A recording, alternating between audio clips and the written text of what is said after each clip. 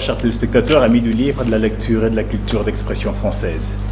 Hubert Deschamps disait déjà que l'histoire nous dote de trois sens qui complètent la nature. Le sens de l'évolution, le sens du relatif et le sens critique. Ce soir, sur notre table, un ouvrage très intéressant intitulé « Kengo Wadondo, l'icône nationale, le constat du commun des mortels ». Le livre est édité aux éditions Alco et il est publié par monsieur Coco Aleliano Antoine. Qui est l'auteur de cet ouvrage? Il a été expert à la Commission nationale de désarmement, démobilisation et réinsertion CONADER. Il est ingénieur civil, licencié en informatique appliquée, technicien en marketing. Il a sillonné les Congo profonds, du nord au sud, de l'est à l'ouest. Et pour parler de cet ouvrage intitulé Kengo Wadondo, l'icône nationale des constats du commun des mortels, nous recevons sur ce plateau Madame Julie Batouamba Mukendi.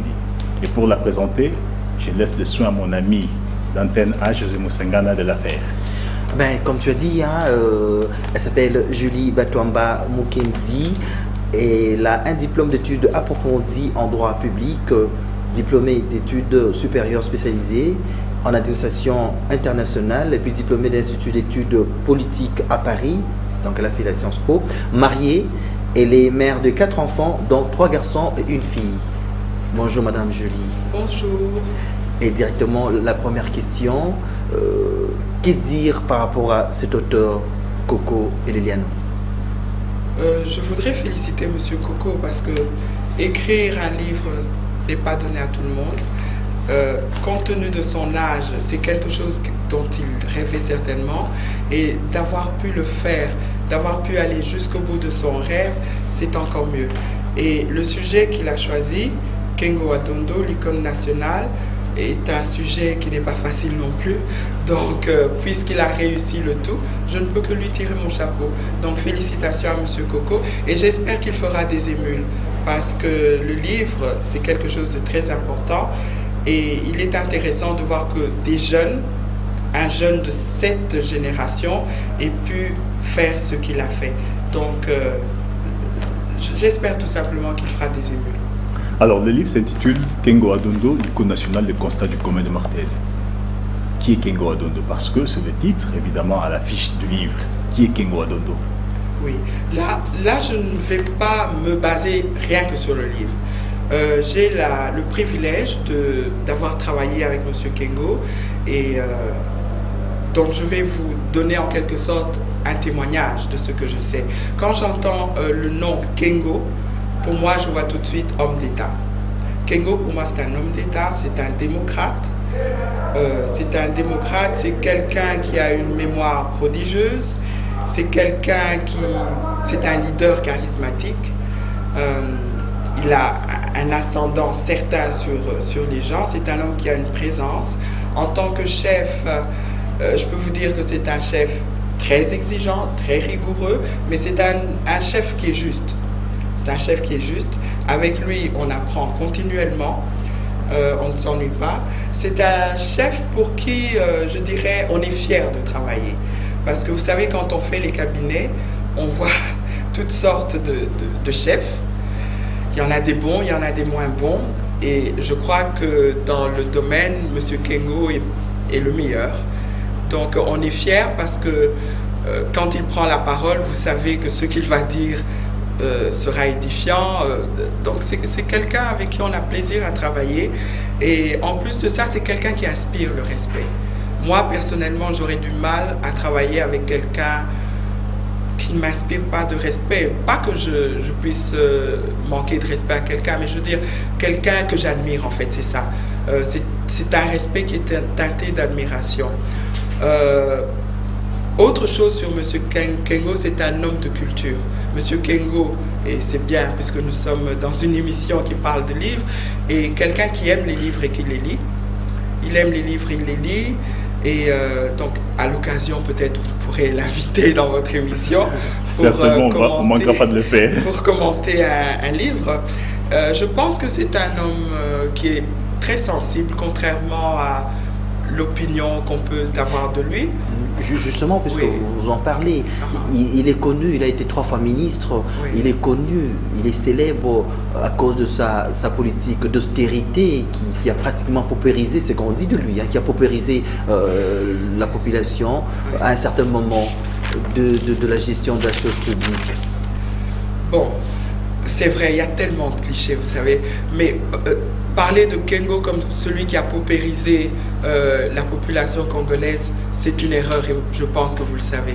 Parce que la paupérisation de notre population n'a pas été quelque chose de spontané. C'est un processus. Et je crois que ce processus découle de plusieurs choses, notamment des décisions malencontreuses qui ont été prises à une certaine époque et elles n'ont pas été prises par Kengo. Ce sont des décisions qui ont été prises soit par le comité central, soit par le maréchal Mobutu à l'époque. Et bon, je vous en citerai quelques-unes. La fameuse zaïrianisation qui n'était pas mauvaise en elle-même. La zaïrianisation, dans son objectif, voulait simplement redonner 75% des moyens de production, les remettre entre les mains des nationaux. Donc c'était pas mauvais, mais c'est dans son application qu'il y a eu des errements et des fautes. Je pense notamment à la sélection des personnes qui ont eu à reprendre ces commerces, ces magasins et tous ces moyens de production. Les personnes, à mon sens, n'avaient pas été sélectionnées conformément à des critères objectifs. Par conséquent, se sont retrouvées, avec l'économie du Congo entre les mains du Zaïre à l'époque, des gens qui n'avaient jamais géré, qui n'avaient jamais décidé, à la limite, qui n'étaient pas qualifiés. Et c'est cela qui a causé la débâcle que l'on connaît. Et il n'y a pas que ça, il y a des tas d'autres choses, notamment, si je peux me permettre, il y a eu le problème de l'administration. Lorsqu'on a voulu, lorsque le MPR a été fait, MPR parti État, il a été décidé, j'imagine que c'était par le comité central, de reprendre l'administration du MPR et de la fusionner avec l'administration générale, tout en gardant la même enveloppe salariale pour les deux administrations. Lorsqu'on sait qu'au MPR, on mettait tous les recommandés, tous ceux qui n'étaient pas particulièrement qualifiés, on pouvait les employer au parti. Donc on mettait cette administration-là avec l'administration générale qui elle-même n'était pas des meilleures. Vous comprendrez que les deux ensemble, ça a créé un gros mammouth et à un moment, il fallait dégraisser ce mammouth. Alors, il a été aussi entendu dire dans cette ville que Kengo Adondo, lorsqu'il a été Premier ministre, il a jonglé sur le remboursement de la dette du Zaïre aux institutions de Bretton Woods pour se faire des bénéfices personnels. Est-ce que c'est vrai? On entend parler à tous les débats politiques lorsqu'il faut retracer l'historique économique de notre pays. C'est ce qui revient sur presque toutes les bouches. Moi, quand j'entends ça, j'ai juste envie de rire. Je ne suis pas économiste. Mais les institutions de Bretton Woods, c'est quand même quelque chose... Ce sont des institutions qui ont pignon sur eux. Ce sont des institutions internationales où il y a plusieurs États qui sont composés de plusieurs États. Vous pensez vraiment que M. Kengo avait la latitude de payer la dette? Il paye la dette à qui? À ces institutions. Et ce seraient ces mêmes institutions qui lui rétrocéderaient une commission sur cette dette? Pour moi, ça n'a pas de sens. Et d'autre part, payer la dette, c'est un devoir. Nous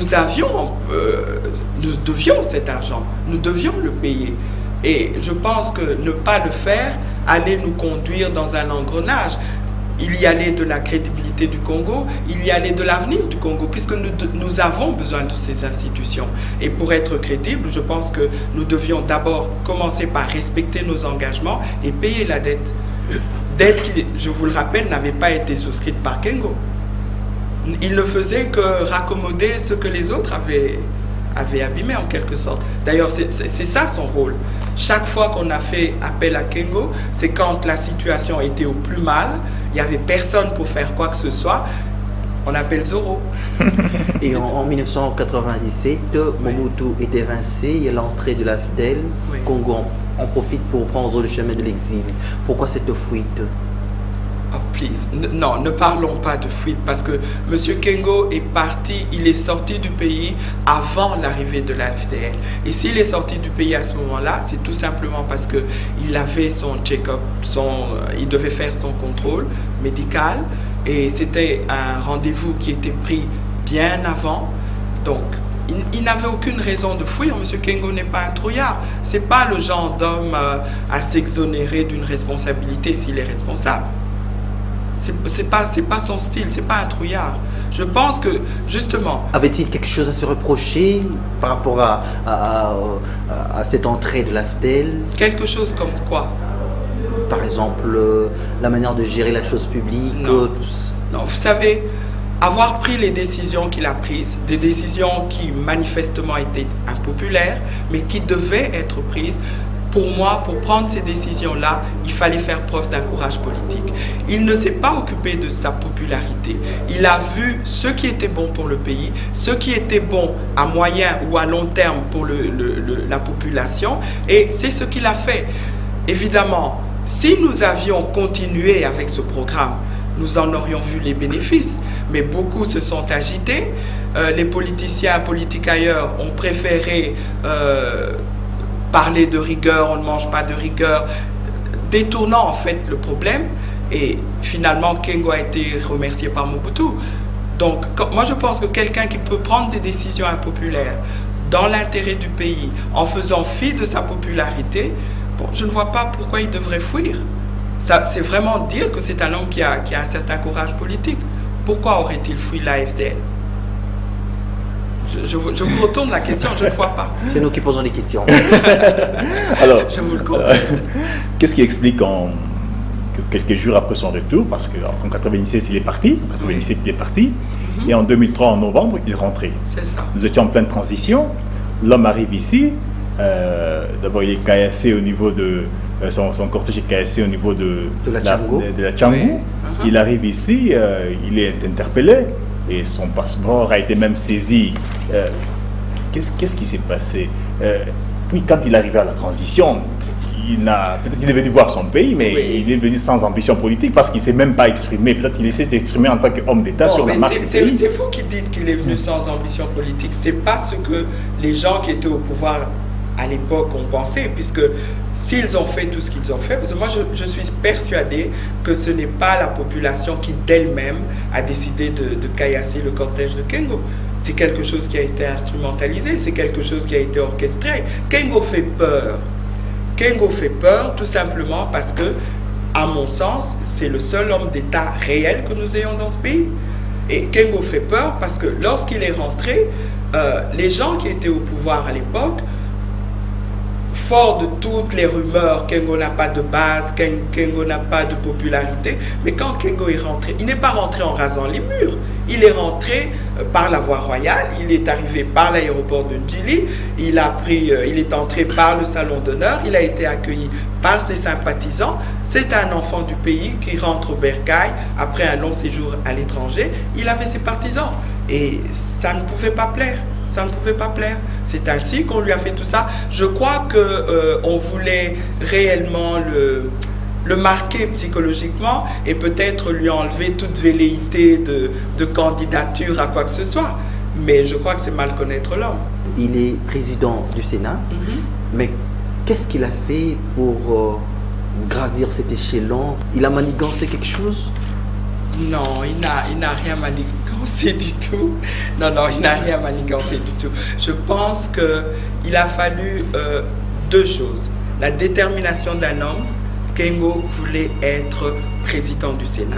La détermination d'un homme et, l'habilité d'un fin stratège. Parce que Kengo est un fin stratège.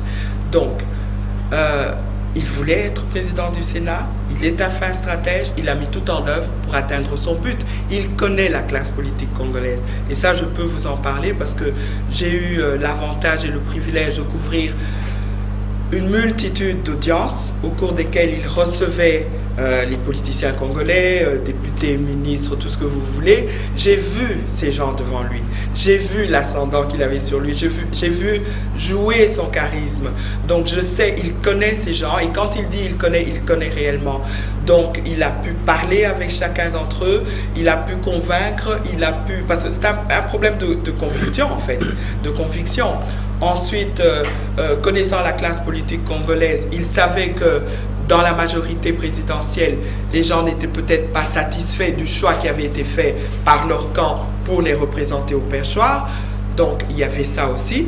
Et bon, le reste, vous savez, je vous dis, c'est un fin stratège. Il a été jusqu'au bout de ce qu'il pensait devoir faire. Et voilà. C'est comme ça qu'en mai 2007, vous avez eu ce tsunami politique. M. Kengo élu au perchoir du Sénat, aux grandes dames de tous ceux qui n'y croyaient pas. Tous ceux qui sont de la presse ont suivi à travers la télévision catholique, par exemple, qu'il a été une fois à l'université de Kinshasa, où il parlait du leadership selon Jésus-Christ. Et même dans le livre, il en parle quelque part dans un discours là. Le leadership selon Jésus-Christ. Alors, je me pose des questions. Cette référence-là à Jésus-Christ, de la part d'un homme politique comme lui, c'est quoi? C'est dû à son éducation? C'est dû à quoi? C'est ça des convictions religieuses personnelles? Oui, je ne peux pas vous dire si c'est dû à son éducation ou pas, je ne sais pas. Ce que je sais, c'est que c'est un chrétien catholique, fort de sa foi, puisque c'est quelqu'un qui met sa foi en avant. Donc, puisqu'il la met en avant, j'imagine qu'il puise sa force dans sa foi. Je sais que c'est un homme qui lit la Bible parce que je l'ai vu lire la Bible. Il la connaît très bien parce qu'il la cite fréquemment, à bon escient. Je sais aussi que, se référer au leadership de Jésus-Christ dans sa bouche à lui, pour moi, ça ne m'étonne pas. Parce que je pense que c'est dans le cadre de sa foi, c'est comme ça qu'il vit. Bon, le leadership de Jésus-Christ, c'est quoi? Il est basé sur l'évangile. Les deux grands commandements de l'évangile, c'est aimer Dieu, aimer son prochain comme soi-même. Donc, pour lui, cela reviendrait à servir. Aimer son prochain, servir son prochain. Bon, qu'un leader puisse s'inspirer de ce modèle-là, ça ne peut qu'être apprécié pour nous. Et personnellement, je souhaiterais qu'il en soit ainsi. Parce que si les leaders congolais s'étaient inspirés du leadership de Jésus-Christ, avaient été moins égoïstes, je crois que le pays s'en porterait bien mieux et que le Congolais ne serait pas dans la pauvreté qui est la sienne aujourd'hui. Vous ne pensez pas? C'est à ceux qui nous regardent donc à juger. Okay. Mobutu est évincé, Kengo revient, il devient juste président du Sénat. Il a une solution pour redresser le Congo. Il ne se décourage pas, il pense qu'avant il doit redorer les blasons après avoir été travailler avec Mobutu qui a mis pratiquement, on doit se le dire, le pays par terre. Il a quelque chose à redorer. Bon, moi je ne parlerai pas en termes de redorer le blason parce que, comme vous avez pu le constater, je pense que c'est quelqu'un qui a donné le meilleur de lui-même et ce qu'il a fait, le jour où l'histoire du Congo sera écrite, on reconnaîtra ce que Kengo a fait. Les gens aiment noircir, les gens aiment, vous savez, dire ce qu'ils disent, mais c'est juste pour essayer d'abattre un adversaire politique. Bon, qu'est-ce que Kengo a à offrir? Kengo a énormément à offrir. Il a énormément à offrir. Ce qu'il peut faire aujourd'hui, il le dit lui-même, il y a deux axes, je pense, dans lesquels son action peut se diriger. Kengo peut rassembler et Kengo peut rompre. Rassembler, c'est-à-dire rassembler les filles et les fils de ce pays qui veulent le changement, qui rêvent du changement, et un changement réel, changement de mentalité, changement de mœurs, changement.